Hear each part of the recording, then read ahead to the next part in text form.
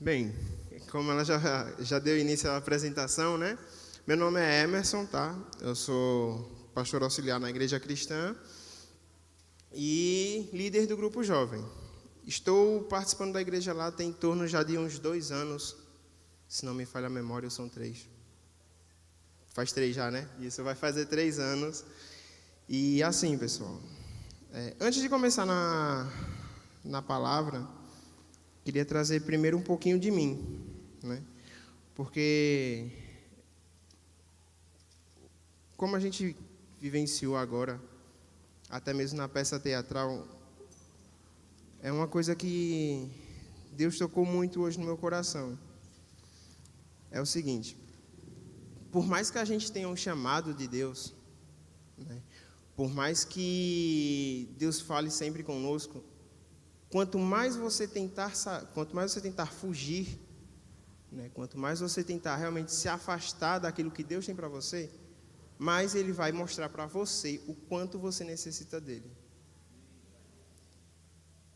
Essa semana, né, eu tenho vivido momentos bem, digamos, bem complicados, até mesmo no meu ambiente de trabalho.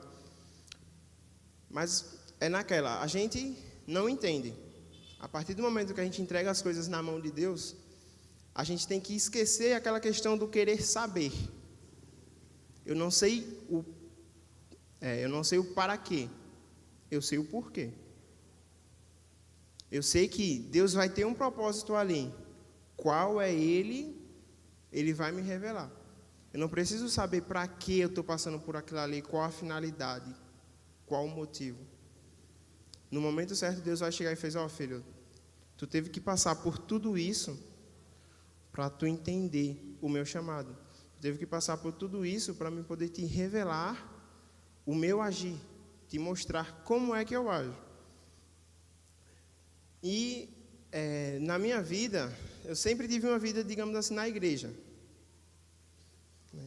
Desde criança, eu participei sempre da igreja. Estou há 3 anos na cristã, na igreja, querendo não me converter ao evangelho, mas já também participei bastante da igreja católica. Fui líder dos jovens também na igreja católica. E por incrível que pareça, né, essa peça aqui me relembrou muito. Essa peça mexeu muito comigo. Porque eu literalmente vi toda a minha vida se passando. É incrível, porque quando a gente está com Deus, né, é tudo maravilhoso. A gente passa por tribulações, mas a gente sabe. A gente passa por tribulações, mas a gente já consegue distinguir ali, né, o que é da carne, o que não é. O que é realmente, digamos, escolha nossa, o que é Deus que está realizando na nossa vida para uma melhoria. E essa peça mexeu muito comigo porque eu tinha tudo. Eu tinha um trabalho, eu tinha até passado já em uma universidade, eu estava literalmente com a minha vida toda encaminhada. Mas por conta de, digamos, motivos pessoais, né, até motivos carnais mesmo, eu decidi trocar tudo que Deus estava me dando pelo que o mundo poderia me proporcionar. Então, assim, fui e vivi. Digamos que eu tenho histórias para contar, né? Histórias da qual eu me agrado, na maioria não. Mas, infelizmente, eu tive que viver aquilo para poder saber o que Deus queria fazer na minha vida. A palavra, ela é um manual de vida. A palavra de Deus, ela é um manual de vida. Ela diz como a gente deve andar. E a partir do momento que você foge, você começa a viver segundo a sua vontade, segundo você deseja, você esquece os princípios daqui. Foi o que eu fiz. Eu esqueci totalmente os princípios que eu passei toda a minha vida. E fui viver de forma devaneia, né? Fui viver solto pelo mundo. Garanto a vocês, se alguém aqui, desde pequeno, está na igreja, está na vida com Cristo, não saia. Não saia, porque o arrependimento vai vir. E é um dos piores. É um dos piores, porque às vezes eu até me questionava muito, né? Deus, Tu me chamou, eu decidi parar de seguir o teu chamado. Eu decidi, e agora estou colhendo os meus frutos.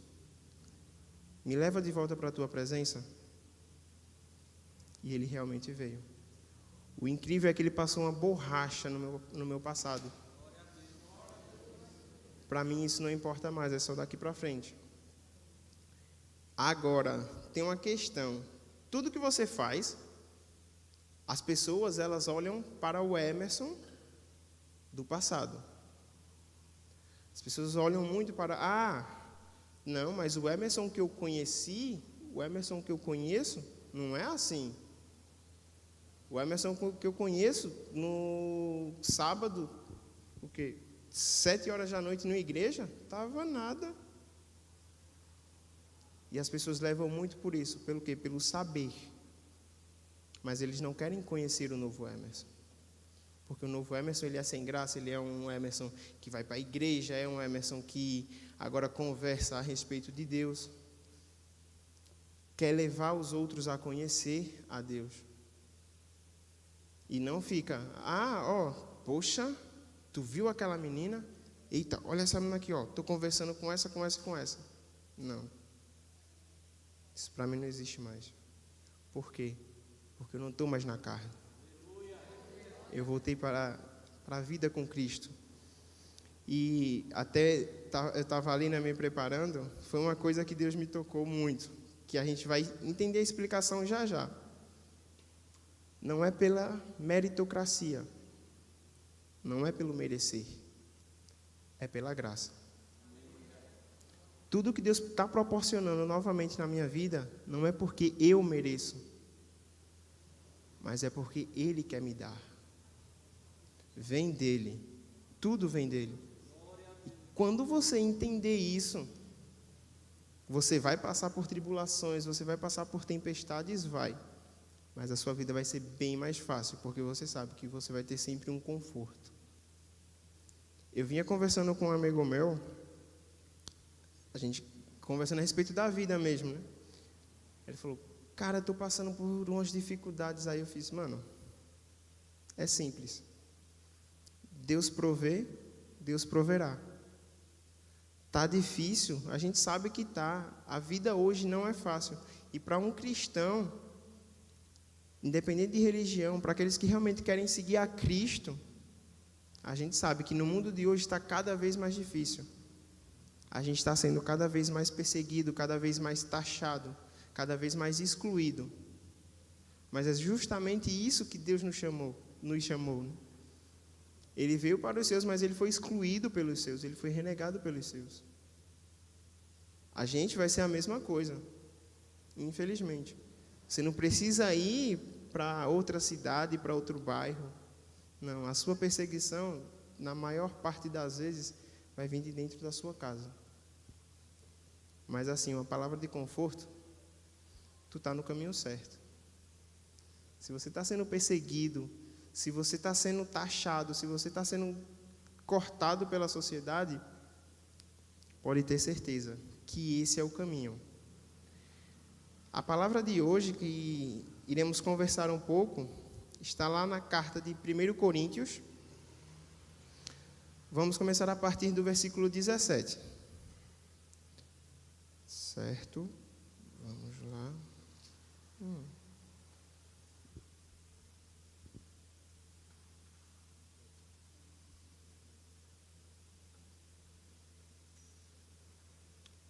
Deixa eu só...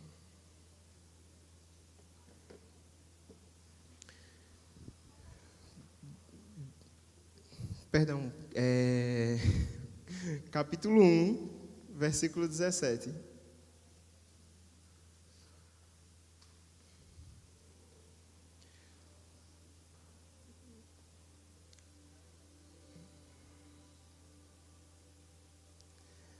Ela diz o seguinte, eu vou primeiro ler ela e depois a gente volta para os comentários. A gente vai conversar um pouquinho. Porque Cristo enviou-me não para batizar, mas para evangelizar, não em sabedoria de palavras, para que a cruz de Cristo não seja vã. Porque a palavra da cruz é loucura para os que perecem, mas para nós que somos salvos é o poder de Deus. Porque está escrito: destruirei a sabedoria dos sábios e aniquilarei a inteligência dos inteligentes. Onde está o sábio? Onde está o escriba? Onde está o inquiridor deste século? Porventura, não tornou Deus louca a sabedoria deste mundo? Visto como, na sabedoria de Deus, o mundo não conheceu a Deus, pela sua sabedoria, aprove a Deus salvar os crentes pela loucura da pregação. Porque os judeus pedem um sinal, e os gregos buscam sabedoria, mas nós pregamos a Cristo crucificado, que é escândalo para os judeus e loucura para os gregos. Mas para os que são chamados, tanto judeus como gregos, lhes pregamos a Cristo, poder de Deus e sabedoria de Deus. Porque a loucura de Deus é mais sábia do que os homens, e a fraqueza de Deus é mais forte do que os homens.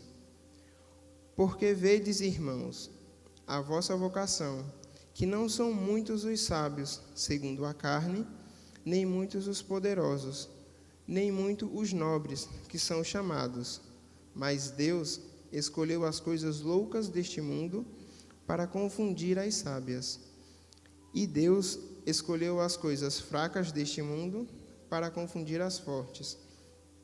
E Deus escolheu as coisas vis deste mundo e as desprezíveis, e as que não são, para aniquilar as que são, para que nenhuma carne se glorie perante ele. Amém? Vejam só. Essa palavra ela é bem interessante. A gente até gosta bastante de trabalhar ela. Aqui eu posso trabalhar diversos pontos, mas em especial, eu queria ver com vocês os seguintes: saber versus conhecer. Por que o saber versus o conhecer? Muitos sabem quem Cristo é. Muitos sabem quem Deus é. Esses, a gente pode até compará-los como os convictos. São aqueles que têm convicção que têm convicção em saber quem é Deus. Têm convicção em Deus e em Jesus. Eles conhecem até pelo termo histórico. Jesus é uma figura histórica. Mas poucos conhecem Jesus. Conhecer. Como é que eu conheço uma pessoa? Para mim conhecer uma pessoa, primeiro eu tenho que ter intimidade com ela. É fácil eu chegar aqui para vocês: eu conheço o pastor Cristiano. Conheço, porque eu convivo com ele. A gente se vê quase que diariamente, a gente conversa muito. Mas se você chegar para mim e perguntar: Emerson, você conhece o Luan? Luan? Sim, Luan, líder jovem da Igreja Aba. Eu sei quem é. Por quê? Eu sei quem é. É uma pessoa que, querendo não, foi lá na nossa igreja, a gente já começou a conversar, mas eu não tenho uma intimidade.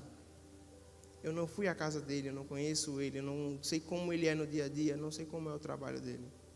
Então, muitas pessoas não têm esse mesmo paralelo com Jesus. Muitos acham que porque ouviu falar, conhecem o mesmo. Conhecem ele, mas na verdade não conhecem. Tem apenas uma convicção: ele é o Cristo, ele salva. Sim, ele é o Cristo, ele vai nos salvar, ele deu a sua vida por nós, ele é misericordioso. Sim, ele é tudo isso, mas ele também é justo.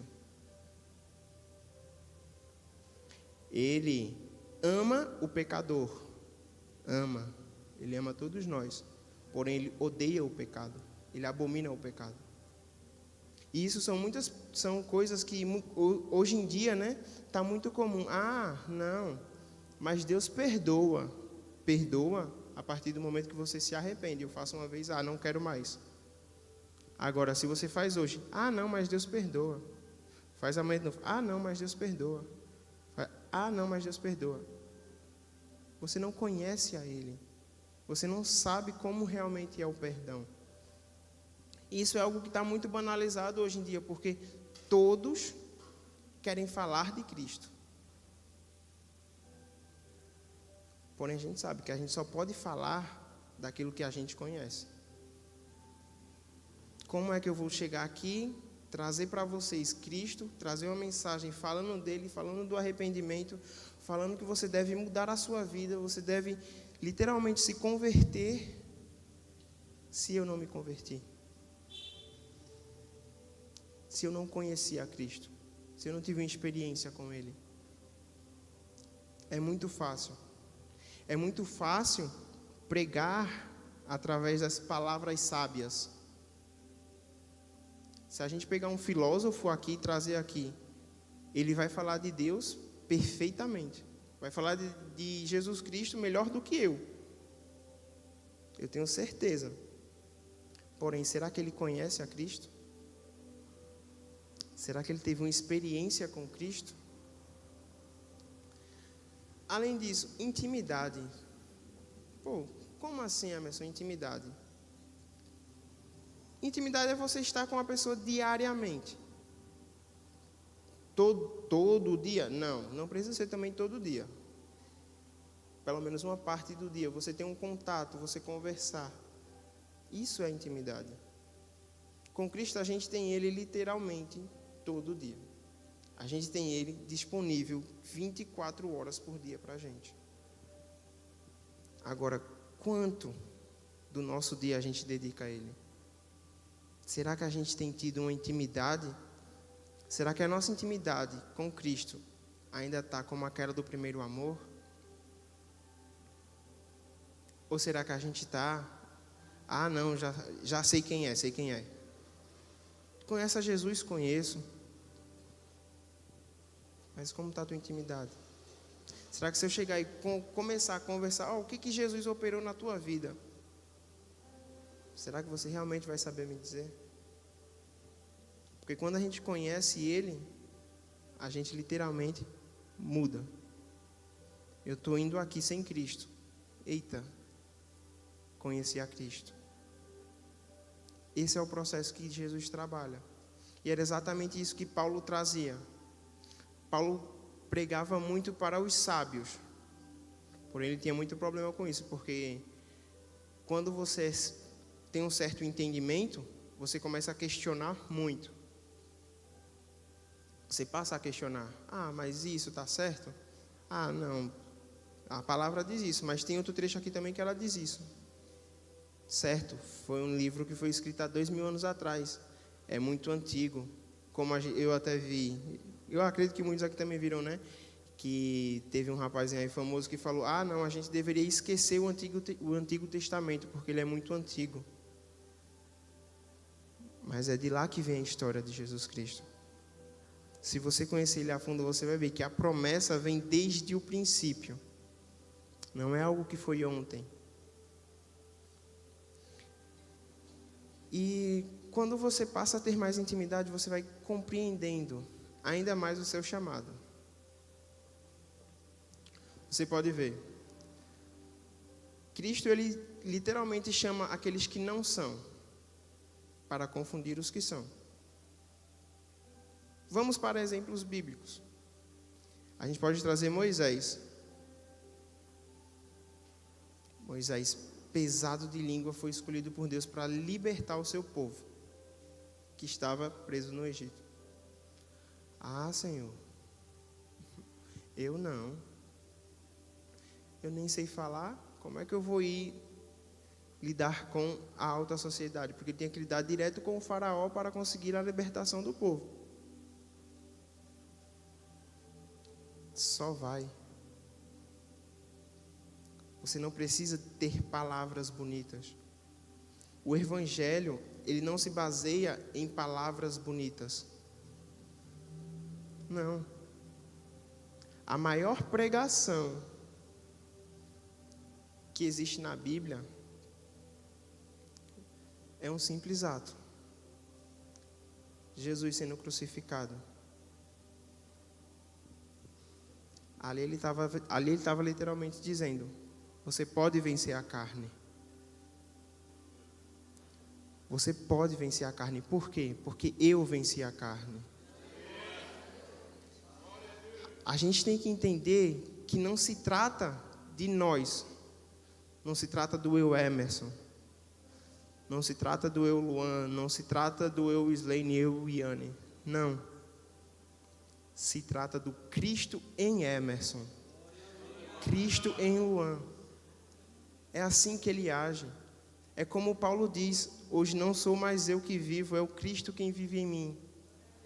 Quando a gente literalmente entender isso, a gente vai fazer exatamente como ele fez. Só abrir a boca. Nós temos que entender que nós somos instrumentos. Não é a gente quem realiza a obra. Não é a gente quem vai chegar e vai converter uma pessoa. Não. É o Espírito Santo. É Ele quem vai tocar. A gente costuma falar até mesmo lá na igreja, quando chega uma pessoa nova, né? A gente só semeia. A gente só semeia. A gente joga os grãos e espera. Por quê? Quem vai dar o crescimento é Deus. Quem vai fortificar, quem vai fazer você crescer, fazer você desenvolver é Deus. Para a gente só cabe fazer o quê? Vir aqui e trazer a palavra. Nós somos chamados para ser o quê? Pescadores, certo? Cristo chegou para Pedro: Pedro, larga as tuas redes que eu vou te fazer pescador de homens. Certo, pescador de homens. Poxa, mas o maior processo da pescaria é o quê? É você lançar e esperar. Você não pode ir lá, pegar um peixe e colocar dentro da sua rede. Não dá. Você tem que crer que Deus vai providenciar. E Ele providencia. Do mesmo jeito é com a pregação. Muitas vezes você quer pregar com palavras bonitas, não se faz necessário. Não se faz necessário. Garanto a vocês, Paulo, ele pregou muito mais com a vida do que com palavras. A gente não tem tantos relatos de Paulo pregando, não. Ele escrevia cartas e enviava. Escrevia cartas e enviava. Paulo não foi como Pedro, que converteu multidões por meio da pregação. Pedro era pesado de língua. Pedro era analfabeto, ele era um pescador. Não tinha tanto conhecimento de palavras. Mas como pode alguém não ter tanto conhecimento de palavras e mesmo assim chegar a converter multidões? Porque não era ele quem convertia. É o Espírito. Não adianta eu querer ser o mais sábio. Não. Muito pelo contrário. Eu tenho que parecer ser menos sábio. Eu tenho que ser humilde. Porque assim, essa é uma das nossas características. É ser humilde. Deus nos chama para isso. Adianta você chegar assim: vem cá, eu vou falar de Deus para você. Mas eu já conheço. Não, mas mesmo assim, vem cá, eu vou falar de Deus para você. Não. A gente deixa: você tem um tempinho para escutar a palavra de Deus? Não, eu já conheço. Então tá bom, eu vou orar por você, tá bom? Vai orando. Tem uma hora que Deus vai tocar. Ele escuta todas as nossas orações. Pode demorar? Pode. Pode demorar. Nada é do dia para a noite. Mas mesmo assim, Ele vai realizar. A gente tem que crer, literalmente, que Deus nos escolheu, não é por quem nós somos. Não. Nunca é por mim, mas é pelo que Ele vai fazer em mim. É assim que Deus age. E eu queria mais falar isso, e sempre aquela questão: Por que Deus escolhe os desprezíveis? Por que Deus não escolhe aqueles, literalmente, os donos do saber, os doutores? Ele escolhe eles também, certo? Mas Deus precisa dos menores, porque Deus não veio para aqueles que, como a própria palavra diz, né? Deus não veio para os sarados, Ele veio para os doentes. Então Ele sabe que se eu pegar alguém da alta sociedade e for colocar numa favela, o próprio pessoal da comunidade vai começar a falar, olá vem. A gente sabe. Deus escolhe cada um segundo o que Ele pode realizar em você. Então, não tenha medo se você tem um chamado.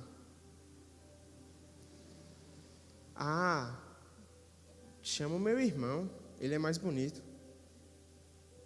Chama fulano, ele fala melhor. Não. Senhor, eis-me aqui. Faz em mim segundo a tua vontade. Esse é o grande segredo. Você não precisa querer falar bonito. Não, esqueça o falar bonito. Ele vai colocar as devidas palavras, até porque quando você está pregando, na nossa igreja é de um jeito, aqui é de outro. Se eu for pregar na rua é de outro.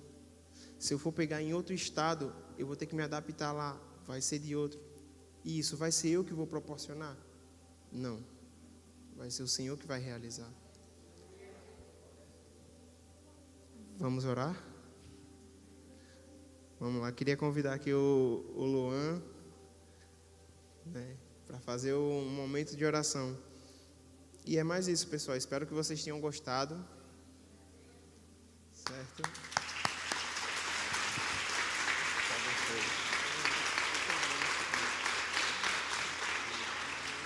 Vamos ficar de pé. Vamos orar mais uma vez. O Senhor tem falado comigo e com você. Fica à vontade, varão. Se quiser ficar aqui comigo, me ajude em oração. Se quiser descer, amém? O Senhor tem falado conosco. E eu creio que a nossa ida para lá, né? Acho que está fazendo um mês, mais ou menos. E a vinda de vocês, da igreja cristã para cá, tem a ver com unidade, né? É tudo aquilo que a gente tem aprendido com os nossos pastores. O pastor Clécio sempre gosta de falar sobre isso, sobre unidade. E o Emerson falou hoje sobre ter unidade. Nós aprendemos já hoje, vocês vieram para cá, né? Vieram ali da comunidade de vocês para cá, ter unidade com a igreja Aba. Agora o Emerson hoje falou sobre uma unidade maior ainda, que é entre você e o Espírito Santo. Uma unidade que pode fazer coisas maiores ainda. Porque uma igreja se juntar a outra, isso já era para ter acontecido há muito tempo. E agora a gente vem quebrando barreiras. Antes era placa, era irmãos. Eu costumo dizer, está aqui a equipe que trabalha com a gente, que ajuda a gente no Na Real, Emerson. Eu costumo dizer, eu não tenho medo hoje de pegar, nunca tive, né? Mas já vi pessoas terem medo de pegar seus jovens e ir para outra igreja, levar seus jovens para outra igreja achando que vai ficar lá, ou que vai perder, ou que vai sair. Não, nós não temos mais medo disso, porque a igreja de Cristo, ela é uma só. E a igreja de Cristo, ela precisa ter unidade com o Espírito Santo. Ela precisa acreditar na palavra, ela precisa ouvir essas palavras e colocar em prática aquilo que o Senhor está falando com elas. Porque senão o que é que vai acontecer? Acontece o que aconteceu na peça, que por sinal, parabéns. Parabéns. Vocês são bênção de Jesus. Tanto a peça de lá, né, que o Emerson foi o Jesus de lá. Bênção demais. Vamos orar. Queria que vocês fechassem seus olhos, baixassem a sua cabeça, colocassem a mão no seu coração.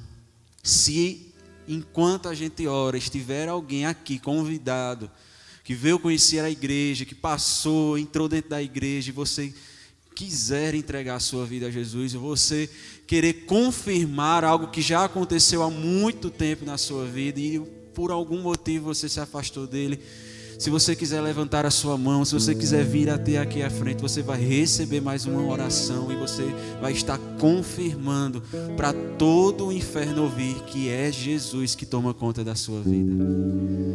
E enquanto isso, eu vou orar por todos aqueles que já servem a Deus, que já entregaram o seu coração a Cristo, que já receberam Ele como Senhor e Salvador da sua vida, mas para que você tenha mais unidade com o Espírito Santo, para que você seja cheio do Espírito Santo, amém? Senhor Deus e meu Pai, Pai querido, Pai amado, Senhor e Salvador Jesus Cristo, a Ti te damos honra, glória e todo louvor, meu Pai. Eu quero te louvar, te agradecer, Senhor Jesus, por tudo aquilo que o Senhor está proporcionando aqui para nós nessa noite, ó Pai. Nós cremos nessa unidade, nós cremos, Senhor Jesus, nessa amizade entre os teus irmãos. Nós cremos, Senhor Jesus, nessa conexão de igrejas, nós cremos nessa conexão de pastores. Nós cremos, Senhor Jesus, porque nós oramos por isso, nós queremos ganhar Caruaru para Ti, Senhor. E aqui está um povo, ó Pai. Um povo disposto, Senhor Jesus, a colocar a mão no arado, Senhor. A tirar os pés, ó Pai, e andar, Senhor Jesus, em busca de almas, ó Pai. A pegar as suas mãos e pegarem ferramentas que vai servir para salvar outras vidas, Senhor. Eu oro por cada um que aqui está, meu Pai. Eu oro, Senhor Jesus, para que o Senhor encha eles de dons espirituais. Para que o Senhor derrame sobre eles dons ministeriais, para que eles possam servir em sua igreja. Ó Deus, em nome de Jesus, nós oramos para que eles sejam cheios, mas cheios de poder. Cheios de poder, Senhor. Assim como nessa mesma carta, Paulo nos ensinava a buscar os melhores dons. Eu creio que os teus filhos vão buscar os melhores dons. Dons de cura. Dons de ciência da palavra. Dons de interpretação de línguas estranhas. Eu creio, Senhor Jesus, que o Senhor está derramando sobre eles nessa noite. Aqueles que estão abrindo o teu coração nessa noite para receber, meu Pai, que eles sejam cheios desse dom, que eles sejam cheios do teu Espírito Santo, que você seja cheio do Espírito Santo, que você saia daqui nessa noite crendo que Ele pode te usar. Não importa